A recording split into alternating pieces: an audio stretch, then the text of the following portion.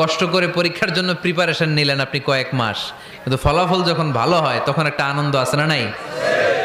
সারাদিন রোজা রাখলেন রমজানে, কি কষ্ট, তৃষ্ণায় গলা ফেটে যায়, কিন্তু ইফতারির সময় যখন রুহাবজার শরবতটা খাই কেমন লাগে? একটা আনন্দ আছে না নাই? এজন্য আল্লাহ বললেন فإن مع العسر يسرا إن مع العسر يسرا। ও নবী, কষ্টের দিন মক্কায় অল্প কিছু দিন, মদিনাতে আনন্দের দিন অপেক্ষা করছে।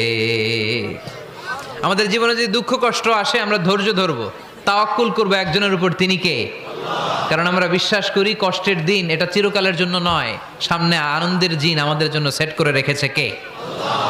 তাহলে আমরা সূরাতুল ইনশিরাহ থেকে 3টা নেয়ামতের বর্ণনা শুনলাম, বিশ্বনবীকে কি সান্ত্বনা দেয়া হলো সেটা শুনলাম। এবার 2টা গাইডলাইন শুনে তাফসীর আমরা শেষ